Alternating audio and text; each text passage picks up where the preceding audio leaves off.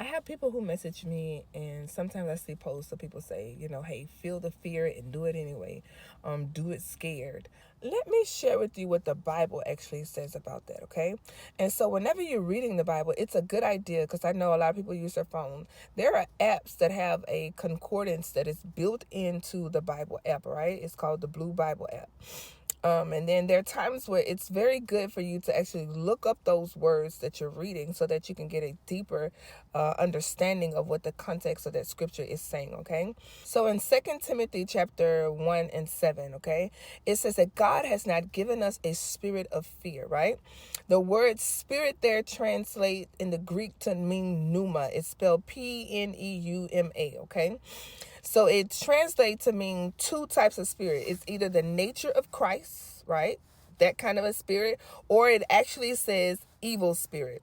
So whenever you read that scripture and that contrast of that word not is there, it literally reads that God has not given us that spirit. So of course it's not talking about the nature of Christ. So then the other spirit that it is talking about, where that word pneuma is translated in the Greek, it's talking about an evil spirit. So that scripture literally reads, God has not given us an evil spirit of fear.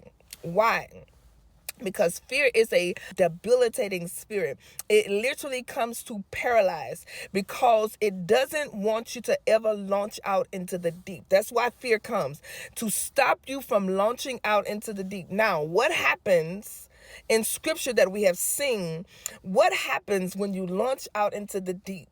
When you do that, you catch the greatest catch that you'll ever catch, because the disciples said to Jesus, he said, we've been out here all night. We've been toiling. We have casted our nets and we have yielded nothing. But when the instructions, I feel the presence of God. When the instructions of the Lord, when God gives you instructions, Jesus then gave them instructions. He said, go back. Cast your net on the other side. So when you have the instructions of the Lord, right?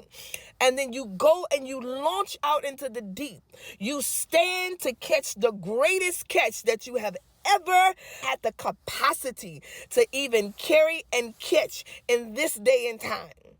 And that's why fear comes, to debilitate that, to stop that movement, because it's a spirit, it's an evil spirit that does not want you to catch the greatest catch. I'm telling you, if you ever have the instructions of the Lord, if you ever launch out into the deep, you stand to catch the greatest catch that you have ever caught with the instructions of the Father, and when fear is not stopping you. So it is not good, because the Bible said, I have not given you that. And so then you need to start to ask, okay, well then where did it come from? If the Bible telling me that this word is translated in the Greek to mean evil spirit, and God said, I have not given you that, then you need to begin to ask, how did I get this spirit? Where did this come from?